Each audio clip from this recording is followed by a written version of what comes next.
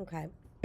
Always, to make your art more original, use your own pictures. Here's my friends and I running in the bamboo jungle, and I want to add our running lady friend as part of our group. Now, first thing, perspective.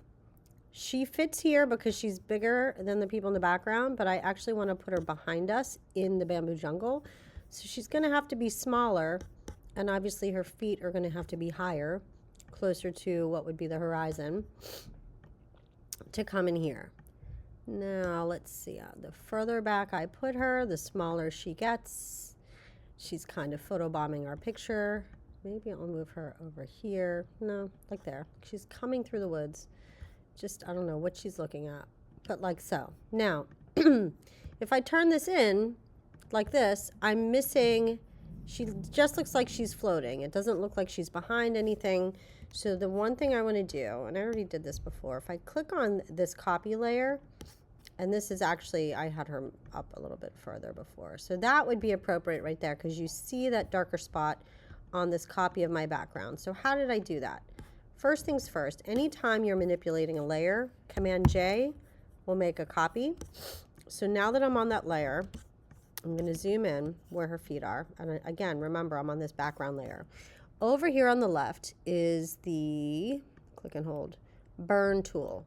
Dodging, if I click in and drag, actually, let me just do a couple clicks. That's going to make it lighter, Command Z. The burn will make it darker. This is back in the day of dark rooms and using the enlarger to over or underexpose film. So with my burn tool, I'm using the brackets to make it smaller. I'm clicking and you can see I'm creating a shadow.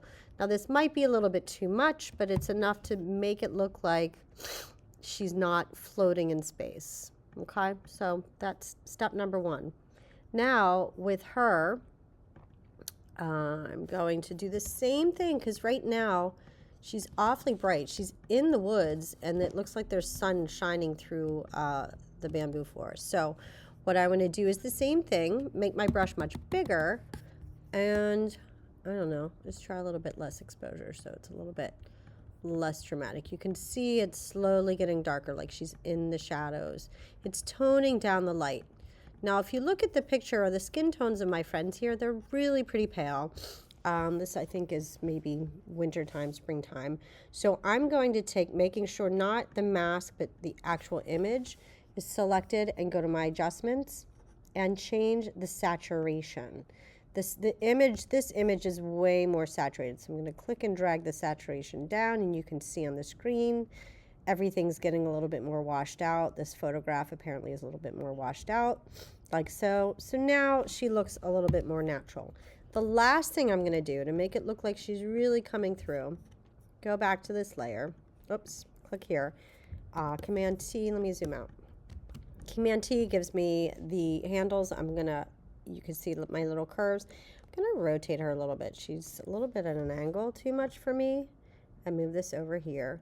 Now, in my mask mode, when I zoom in, first I'm going to change the opacity so I can see the bamboo forest back there. Grab the polygon lasso tool, and I'm going to follow this line of this one bamboo stick.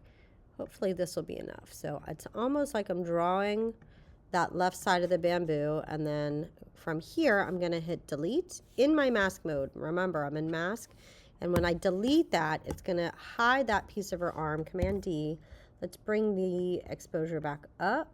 So when I zoom out, hopefully it looks like she's coming in. Yeah. So now the bamboo looks like it's in front of her. If I accidentally took off too much, it's in the mask mode, so I didn't do anything too much. And that to me looks more like she really truly is photobombing. I might make her a little bit smaller, but that is all. Don't forget to do the shadow.